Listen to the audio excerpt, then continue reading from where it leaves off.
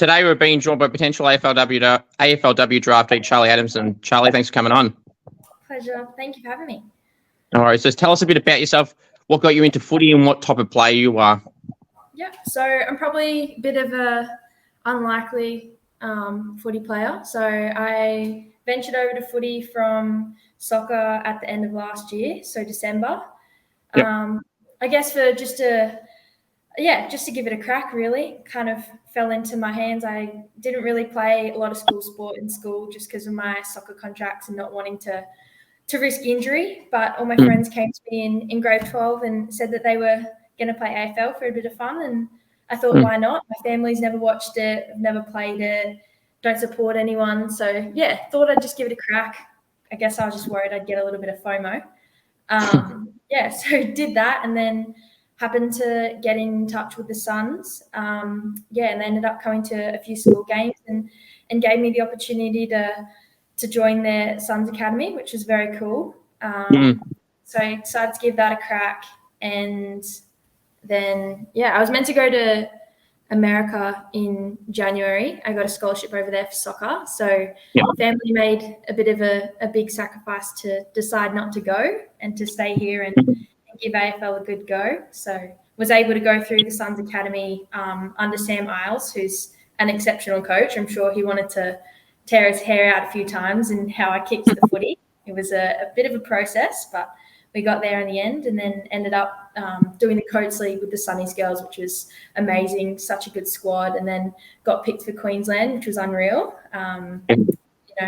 Didn't think that was going to be a possibility, but I guess it happened. So that was very cool. And then got the opportunity to be a train-on with the Suns, which, nice.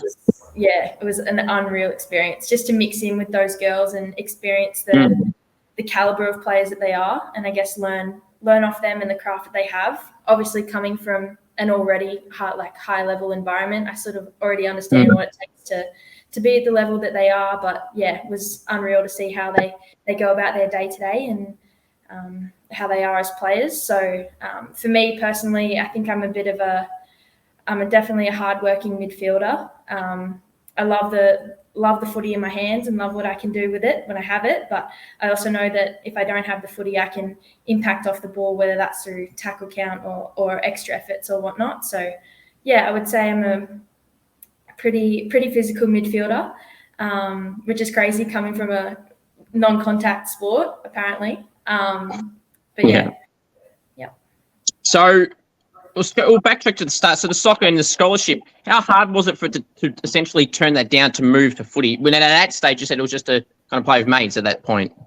Yeah, it was a big call, a really big call. Like 12 months ago, I wouldn't even know how the AFL worked or that it existed, to be honest. So to even be, talking about a draft or playing in an AFLW team is pretty insane. It was a big decision and definitely wasn't one that we took lightly. Originally, I pushed back going to America till August because I was supposed to go in January. And then August came around and I sat down with Dad and the family and said, look, I'm really enjoying AFL right now. It sort of got to a point where I was doing both sports. So I was training basically twice a day, every day. And it got to a point where I was just knackered. So I just said to Dad, I can't keep giving 100% to both sports because I'll burn out and only get 50% of the result. So everyone expected me to give AFL a rest and go back to soccer, but I think I shocked a few people when I changed it up a little bit. But look, I can say, hand over heart, I don't regret it. It's been an unreal experience and I've met some great people and made some long-lasting friends. And I'm really excited about the draft and hopefully I can get on a list and continue to grow as a player. That's good. So you mentioned too about making that transition. So you're obviously playing footy with mates. How did that opportunity to the Suns fully come about? And then how did you react to it? It was a bit of a weird one. So as I said, I played a few school games and I just fell in love with the grit of the game and obviously just loved playing with the girls and having a bit of a laugh. But it got to the point where we were probably just at the start of our soccer season. So obviously training during the week and playing over the weekend. And the AFL games for the school fell on a Friday arvo. So Dad would always say to me, like, you're not playing for cattle stations, like, don't go too crazy. You've got a game on the weekend. But it got to a point where I was more or less looking forward to Friday afternoon games more than the weekend. Yeah. And that's when I kind of was like, oh, maybe that's not how I'm meant to feel about that. So I ended up randomly sending an email to the Suns because one of my friends told me about the academy. And I was like, oh, I'll send an email. And if they reply, they reply. If they don't, not too fussed about it. And lo and behold, Sam replied, which was pretty unreal. Didn't really know how to react. I kind of was like not expecting it. So I was like, oh, goodness, what have I gotten myself into? But yeah, I ended up going down and doing a few sessions with Sam, which was really good. And my kicking was ugly. My hand-eye coordination was probably a little bit average. But yeah, they ended up, I guess, taking the risk on me and allowing me into their academy, which is very cool. They were really supportive about me being a dual sports person and doing both, which was, really appreciated for me and my family during that period. And yeah, one thing led to another, and I kept improving, and my footy knowledge grew and grew. And yeah, from there, I just love with it. That's good. So obviously being now in the Gold Coast Suns Academy, which is obviously a great thing. I'm sure you've been leaning off some of the current, and you said training on with the girls as well. So how's that experience too? First off, training with the AFLW girls as a train-on player, and then getting the contact to, get their knowledge as well for the current players that are there. Yeah, it's unreal. They've got such a good list there. Hey, like the girls are so talented, but in their own ways. So you've got like the likes of Charlie Rowbottom, who's just an absolute gun. She's a great person as well. She's been unreal to learn off. You've got Claudia Whitford, who's an absolute powerhouse out of the midfield. Sometimes it was like a little bit of a pinch me moment when you walked into the change rooms, knowing that you're going to go out and train with them. But yeah, just even learning off them like leadership. Like Tara Bahana has been a great captain for them this year, and I've always sort of prided myself on my leadership through my, I guess, so far sports career. So just learning how they go about their day-to-day, how they lift each other up, how they go about their craft. It was unreal, and I think that it'll pay off in dividends hopefully in the future. Who are some players of the Gold Coast Suns in particular that have helped you a lot, and someone that you've tried to model your game off even as well? Yeah. So I think I tried to be really open-minded about it, and I don't want to be a player that's specifically good at one thing. I want to be pretty well-rounded. So just taking little bits and pieces off everyone. I think Ali Drennan was really good for me. She sort of took me under her wing and tried to make me a little bit less serious about what I was doing and to have a little bit of fun with it, which was good. But just watching how each player goes about what they do. I know for me, I want to be really, really strong at a contest and be a great ball winner and be able to really exploit our stoppages. So taking little bits and pieces out of their players in the midfield and seeing how they attack their gym after training and go about to be great players. It's, pretty cool. That's good. How's the talking with clubs part been like with the interest and everything? How do you feel meeting clubs, and has it been pretty nerve-wracking to do so? Yeah, it's definitely been nerve-wracking, but I think I'm pretty fortunate in the fact that I've sort of been there and done that in soccer. I must say I was probably a little bit more nervous about meeting AFL clubs and soccer clubs, just being a little bit, thrown into the deep end. But yeah, so far it's been good. Slowly working towards December. We'll see what happens. Have you nominated for the state draft or the open draft in the national one? I ended up nominating for the national draft just to get the best opportunities and see what comes about. For sure. So what's your thoughts on your season so far? Obviously, you said you joined at a different stage in the academy, but and you said playing in the Coates League. So how was that time for you playing in that Coates League to match up against the best of the best and, perform against those people? Yeah, it's quite cool to see where the sport's at, to be honest. Like playing the SA game was probably a real highlight for me. Definitely not the result we wanted. We had a really strong Queensland team this year who probably deserved to go a little bit better. But yeah, to mix in with those girls who are really, really strong athletes and really good at what they do, I think it was an unreal experience. And I think a bit of an eye opener as well. I think around that time I was still doing both sports. So that's when I kind of sat down and I knew that I definitely had a good shot, but I had to go all in. So that sort of enabled me to make the call to put all my eggs in one basket and really go for it. Is there any particular matchup or play you've had to match up on that you find has probably been your toughest opponent so far? Yeah, for the Coates League, actually for the Queensland, I'd have to say lining up against Sinead Goody in the midfield was, that was a bit of a challenge, but I loved every second of it. Playing on her was great. I think that I got a few up on her. She got a few up on me.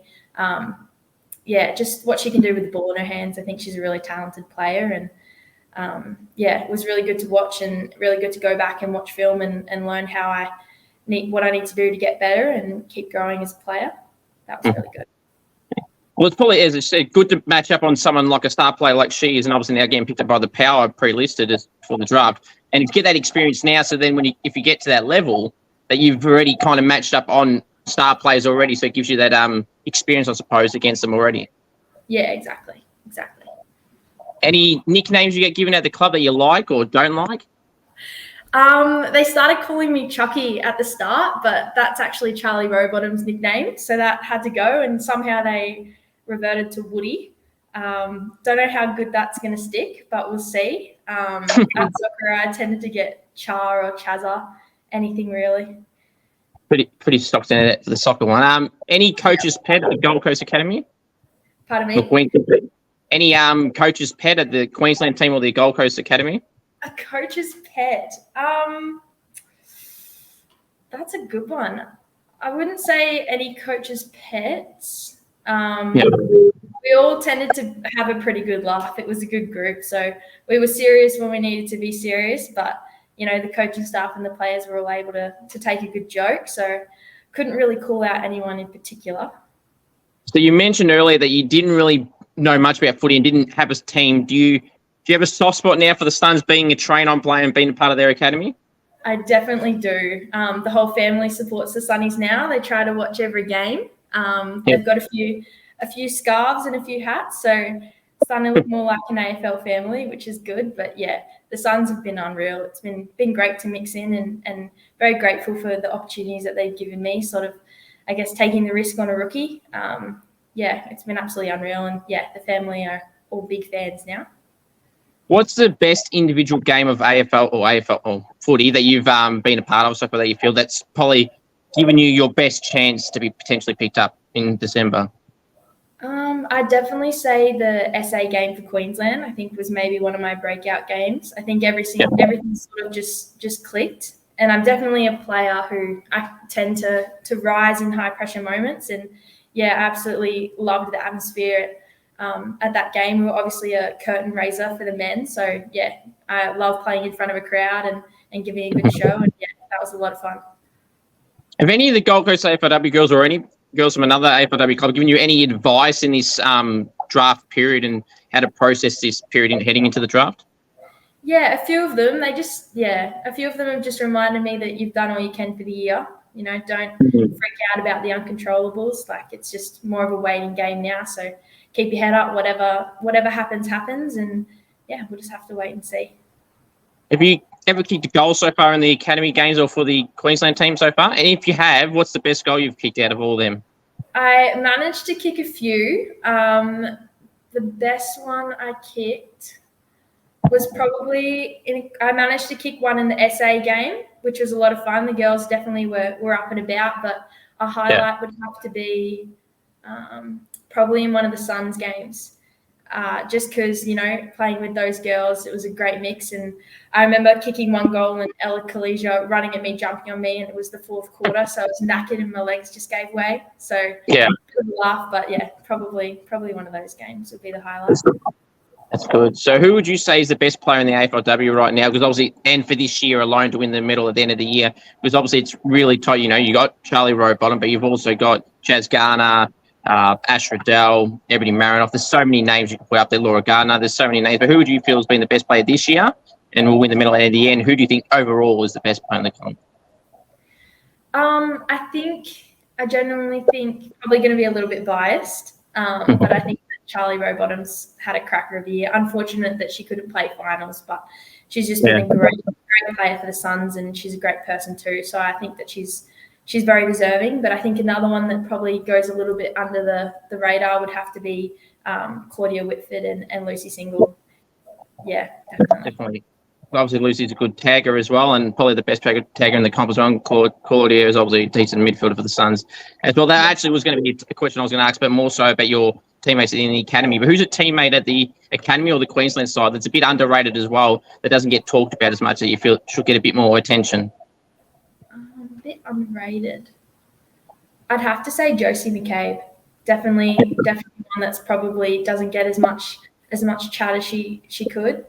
She was a great captain for us, a great leader, and just really solid in the midfield. Did her job really well, and probably didn't get as much recognition she deserves. So who loves the limelight, the attention, and the camera at the academy or the Queensland side, and just can't get enough of it, and just knows that over-celebrate a goal or something like that when they know the camera's around? Oh, I think you can't go past Ava Usher for that one. She's a great character, Ava, and loves a good goal and loves a good celly. She's just a highlight reel, isn't she? Yeah. That's good. That's good. If you could poach any player or players from another club to join the Gold Coast AFLW side, who would you pick and why?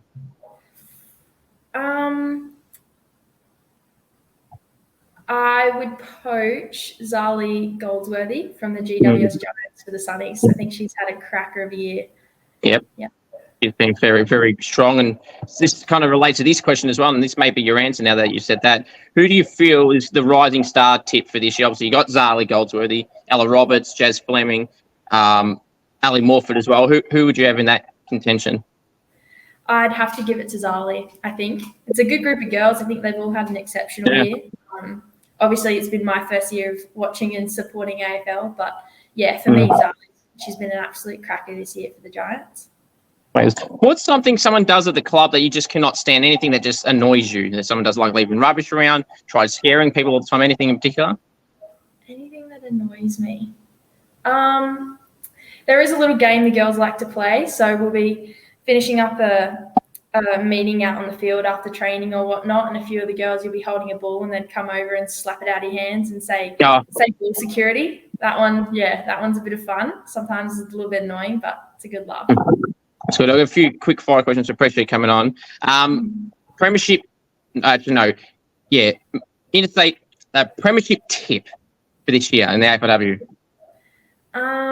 Premiership tip. I'm gonna have to give it to the Crows. Hey, I think that they'll get up at the end of the year. We'll just have to wait and see. Yeah, it'll be a close one this week with them at North Melbourne as well. Now, this is a really good one. Mark or goal of the year? We'll finish with that one. Mark or goal of the year? I'd probably go goal. I love a good goal and sometimes need to remember to celebrate after the goal. But, yeah, that for me would be the go. That's my answer too. Everyone loves a goal, and especially if you play up forward, or even if you don't play as a forward and you rarely get an opportunity to score a goal, it's nice. And then again, we talk about knowing where the camera is, and if you rarely kick a goal, or even if you do, it's always something really nice to do. And marketing is good too, but goals, for me at least, and same with you as well, that are much better. So Charlie, we appreciate you coming on, and all the best in the draft, and hopefully your dreams get realised in under a month's time. Appreciate you coming on. Yeah, easy. Thanks for having me.